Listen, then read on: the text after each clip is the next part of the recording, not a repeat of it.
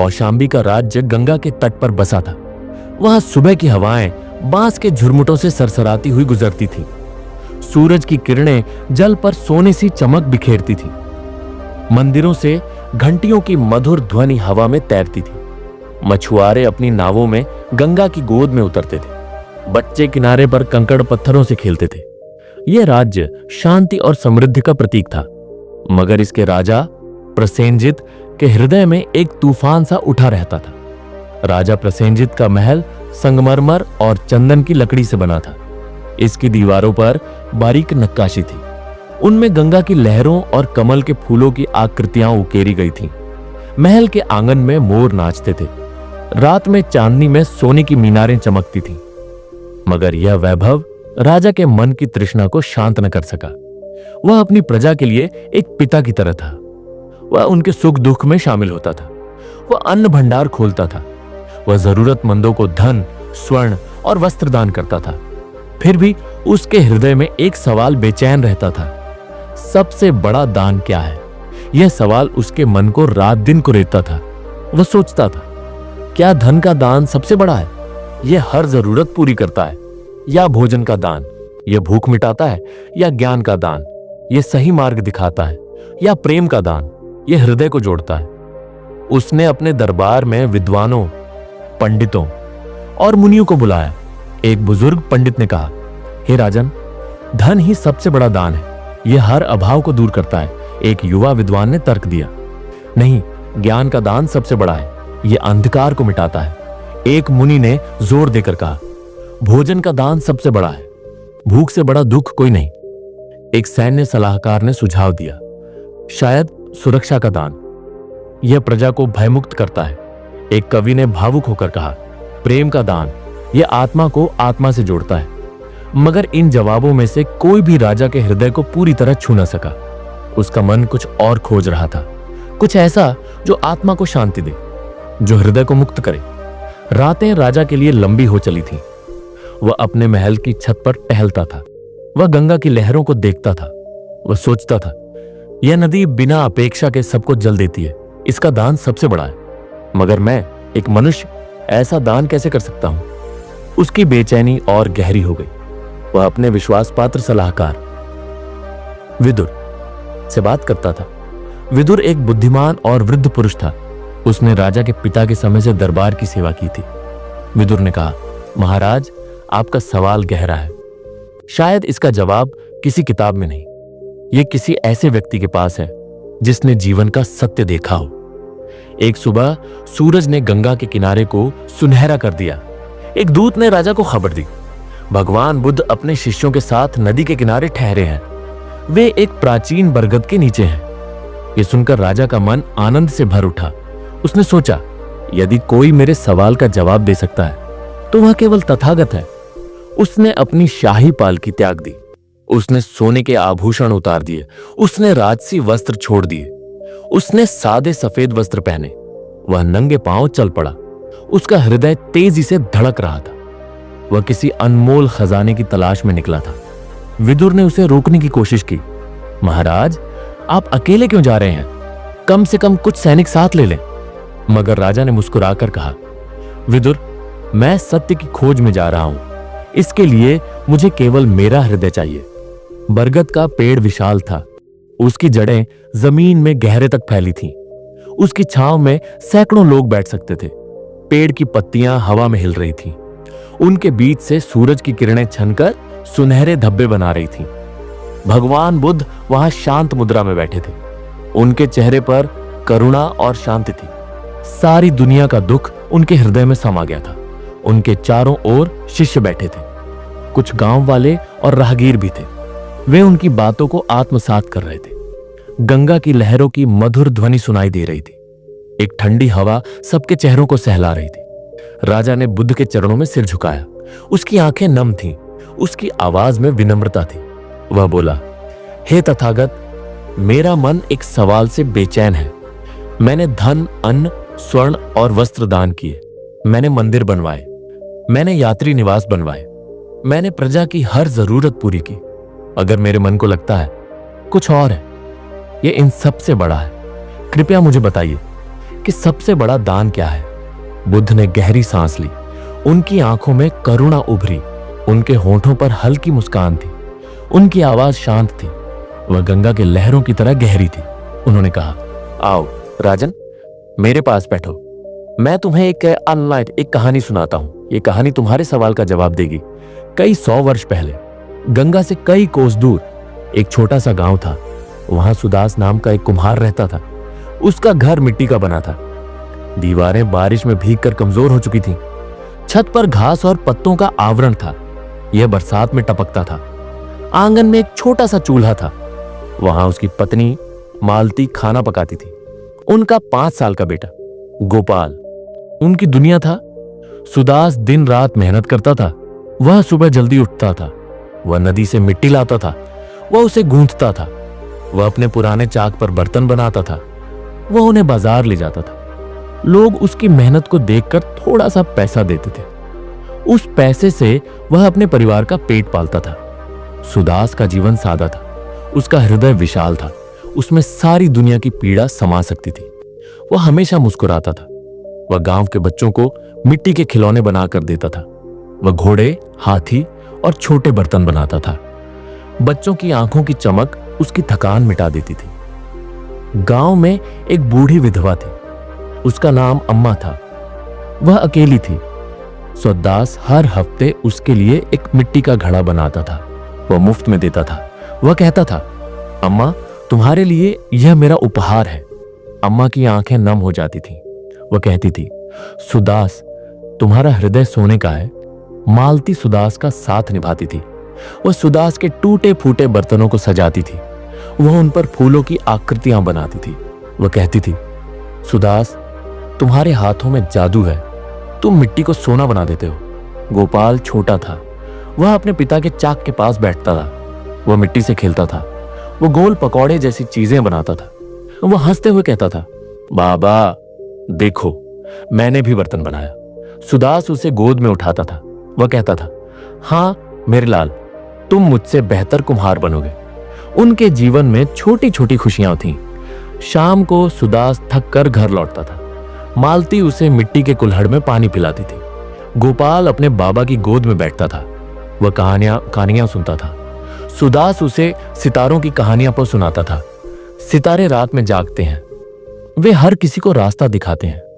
मालती हंसकर कहती थी, सुदास, तुम्हारी कहानियां सुनकर गोपाल सितारा बन जाएगा।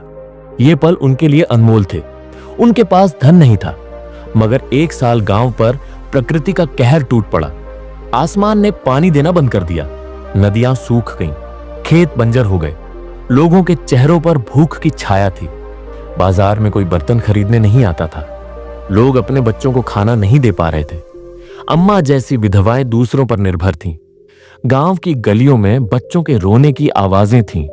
हर घर में सन्नाटा था। सुदास के पास थोड़ा सा अनाज था। वह भी खत्म होने को था। एक रात उसने मालती से कहा, हमारे पास एक मुट्ठी चावल बचे हैं, इसे मैं गोपाल के लिए पकाऊंगा। वह भूखा नहीं सोएगा। मालती की आंखें नम थीं। उसने गोपाल को देखा। वह भूख से कमजोर था। वह मिट्टी के खिलौनों से खेल रहा था। उसने सिर हिलाया। उसने कहा, सुदास, तुम जो करोगे वह सही होगा। अगले दिन दोपहर सुदास आंगन में बैठा था। वह एक टूटा बर्तन जोड़ रहा था। उसने देखा, गांव की पगडंडी पर एक बूढ़ा भिक्षु आ रहा था। भिक्षु का शरीर कमजोरी से कांप रहा था। उसकी धोती मैली थी। उसकी आंखें भूख से ढसी थीं। उसका चेहरा पीला था। वह एक नीम के पेड़ के नीचे रुक गया। उसमें और चलने की ताकत नहीं थी। उसने लकड़ी की छड़ी टेक दी। वह सिर झुकाकर बैठ गया। सुदास उसकी ओर देखता रहा। उसका हृदय करुणा से भर उठा। एक पिता का मन गोपाल के लिए तड़प रहा था। वह खड़ा हुआ। वह भिक्षु के पास गया। उसने विनम्रता से पूछा, महाराज, आप ठीक हैं? क्या मैं आपके लिए कुछ कर सकता हूं? भिक्षु ने कमजोर आवाज में कहा, पुत्र, मैं कई दिनों से भूखा हूं। यदि तुम्हारे पास थोड़ा भोजन हो तो मैं कृतज्ञ होऊंगा। सुदास का हृदय डूब गया। उसने सोचा, मेरे पास एकमात्र मुट्ठी चावल है। यह गोपाल के लिए है। मगर यह भिक्षु, यदि इसे भोजन न मिला तो यह रात न देख पाएगा। वह घर के भीतर गया। उसने मालती को सारी बात बताई। उसकी आवाज में दर्द था। मालती, मेरा मन कहता है हमें यह चावल भिक्षु को दे देना चाहिए, मगर गोपाल वह भूखा रहेगा। मैं एक पिता के रूप में यह कैसे कर सकता हूं? मालती खामोश थी। उसने गोपाल को देखा। वह आंगन में मिट्टी से खेल रहा था। उसकी मुस्कान मालती के हृदय को चीर रही थी। उसने सुदास की आंखों में देखा। उनमें करुणा थी, प्रेम था, गहरी पीड़ा थी। मालती की आंखें भर आईं। उसने सुदास का हाथ थामा। उसने कहा, सुदास, तुम्हारा हृदय हमारा खजाना है। यदि तुम्हारा मन कहता है ये सही है तो मैं तुम्हारे साथ हूं। गोपाल को हम समझा लेंगे। सुदास की आंखों में आंसू थे। उसने मालती को गले लगाया। उसने कहा, तुम मेरी ताकत हो मालती। उसने वह मुट्ठी चावल लिया। उसने छोटे चूल्हे पर पकाना शुरू किया। उसने टूटी हांडी में पानी डाला। उसने चावल उबाले। उसने उसे पत्ते पर परोसा। उसने भिक्षु के पास जाकर भोजन रखा। उसने कहा, महाराज, यह थोड़ा है, इसे श्रद्धा से ग्रहण करें। भिक्षु ने कांपती उंगलियों से चावल उठाया। हर कौर के साथ उसकी आंखों में चमक लौटी। भोजन समाप्त करने के बाद भिक्षु ने सुदास की ओर देखा। उसने कहा, पुत्र, तुमने मुझे भोजन नहीं दिया, तुमने मेरे प्राण बचाए। तुम्हारा यह दान मेरे हृदय में रहेगा। सुदास ने मुस्कुराकर सिर झुकाया। उसका हृदय भारी था। वह जानता था आज रात गोपाल भूखा सोएगा। उस रात गोपाल ने भूख से रोते हुए पूछा, बाबा, मेरे लिए खाना क्यों नहीं है? सुदास का हृदय टूट गया।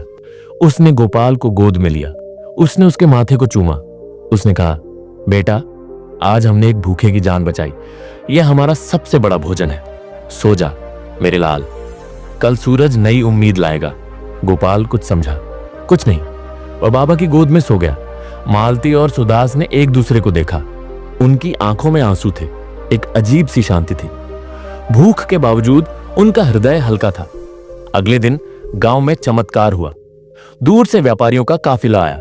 उनके पास अनाज, कपड़े और सामग्री थी। गांव वालों ने सुदास की कहानी सुनाई। उसने अपने परिवार का आखिरी भोजन भिक्षु को दे दिया। व्यापारी उसकी करुणा से प्रभावित हुए। उन्होंने सुदास को अनाज, कपड़े और धन दिया। उसका परिवार कई महीनों तक सुखी रहा। मगर सुदास के लिए सबसे बड़ी संपत्ति थी वह पल जब उसने गोपाल को गोद में लिया। उसकी भूखी आंखों में प्यार भरा। बुद्ध ने कहानी समाप्त की। उन्होंने राजा की ओर देखा। राजा की आंखें आंसुओं से भीगी थीं। वह चुप था। वह सुदास की पीड़ा महसूस कर रहा था। उसका मन सुदास के आंगन में था। वहां गोपाल भूखा सो रहा था। मालती अपने पति का हाथ थामे थी। बुद्ध ने करुणा से कहा, राजन, सबसे बड़ा दान वह नहीं जो धन या स्वर्ण से दिया जाता है। सबसे बड़ा दान वह है जो हृदय की गहराइयों से निकलता है। सुदास ने अपने परिवार का आखिरी भोजन दान किया, बिना किसी अपेक्षा के। उसका दान चावल नहीं था, उसकी करुणा थी। उसका निस्वार्थ भाव था। दूसरों के दुख को अपना समझने की भावना थी। यही सच्चा दान है। राजा का सिर झुक गया। उसकी आंखों से आंसू बह रहे थे। वो बोला, हे तथागत, आज मैंने जाना सच्चा दान वह है जो हृदय को हल्का करता है, जो प्रेम और करुणा से भरा होता है। मैं अब केवल धन नहीं दूंगा, मैं प्रजा के दुख दर्द को समझूंगा, मैं उनकी सेवा करूंगा। बुद्ध ने मुस्कुराकर कहा, राजन, जब तुम दूसरों के दुख को अपना समझोगे तब तुम्हारा हृदय शांति से भर जाएगा। करुणा का यह दान दूसरों को मुक्त करता है, यह तुम्हें भी मुक्त करता है। उस दिन के बाद राजा प्रसेनजित बदल गया। उसने अपने महल के दरवाजे खोल दिए। उसने बीमारों के लिए चिकित्सालय बनवाए। वहां गरीबों का मुफ्त इलाज होता था। उसने भूखों के लिए भोजनशालाएं खोली। वहां हर दिन सैकड़ों लोग खाना खाते थे। उसने यात्री निवास बनवाए। थके राहगीर वहां रात बिता सकते थे। उसने प्रजा के साथ पिता की तरह व्यवहार किया। वह महल में कम समय बिताता था। वह गांवों में ज्यादा जाता था। वह किसानों के खेतों में जाता था। वह उनकी समस्याएं सुनता था। वह उनके साथ भोजन करता था। वह बच्चों के साथ खेलता था। वह उनकी कहानियां सुनता था। वह उनके लिए मिट्टी के खिलौने बनवाता था, जैसे सुदास बनाता था। वह किसी भूखे बच्चे को खाना खिलाता था। उसे गोपाल की आंखें दिखती थीं। वह किसी बीमार की सेवा करता था। उसे भिक्षु की कांपती देह याद आती थी। उसने दरबार में नया नियम बनाया। हर दिन 1 घंटा वह प्रजा के बीच बिताएगा। वह उनकी बातें सुनेगा। वह उनकी मदद करेगा। उसने सैनिकों को आदेश दिया, वे गांव गांव जाकर जरूरतमंदों की मदद करें। उसने अपने धन को प्रजा की भलाई पर खर्च किया। उसकी करुणा पूरे राज्य में फैल गई। कौशांबी का हर व्यक्ति उसे राजा नहीं मानता था, वह उसे करुणामय पिता मानता था। एक दिन राजा एक गांव में अनाज बांट रहा था। एक छोटी सी लड़की उसके पास आई। उसने राजा का हाथ पकड़ा। उसने कहा, राजा बाबा, आप हमारे लिए सितारे की तरह हैं। राजा की आंखें नम हो गईं। उसे सुदास की कहानी याद आई। उसने सोचा, शायद यही सबसे बड़ा दान है, प्रेम और करुणा से भरा हृदय जो दूसरों के लिए सितारा बन जाए। सुदास की कहानी हमें सिखाती है, सच्चा दान वह नहीं जो हमारे पास अतिरिक्त है, सच्चा दान वह है जो हम अपने कीमती संसाधन से देते हैं, चाहे वह समय हो, धन हो या प्यार हो। सुदास ने अपने परिवार का आखिरी भोजन दान किया। वह जानता था उसका बेटा भूखा सोएगा, मगर उसकी करुणा ने भिक्षु की जान बचाई। उसने अपने परिवार को आशा दी, उसने गांव को आशा दी। ये कहानी हमें सिखाती है, करुणा का छोटा सा बीज विश्व को बदल सकता है। सुदास ने एक मुट्ठी चावल दी। उसकी निस्वार्थ भावना ने चमत्कार रच दिया। हम भी करुणा बो सकते हैं, एक मुस्कान, एक मदद का हाथ, एक प्यार भरा शब्द। जब हम दूसरों के दुख को अपना समझते हैं, तब हमारा हृदय हल्का हो जाता है। सारी दुनिया की संपत्ति इसका मुकाबला नहीं कर सकती। सुदास और मालती का त्याग, गोपाल की मासूमियत, भिक्षु की कृतज्ञता, यह हमें याद दिलाता है, सच्चा दान हृदय से हृदय तक जाता है। यह दान देता है, यह देने वाले को शांति देता है, यह लेने वाले को शांति देता है। राजा प्रसेनजित का परिवर्तन हमें दिखाता है, जब हम करुणा को जीवन का आधार बनाते हैं, हम दूसरों को मुक्त करते हैं, हम स्वयं को मुक्त करते हैं।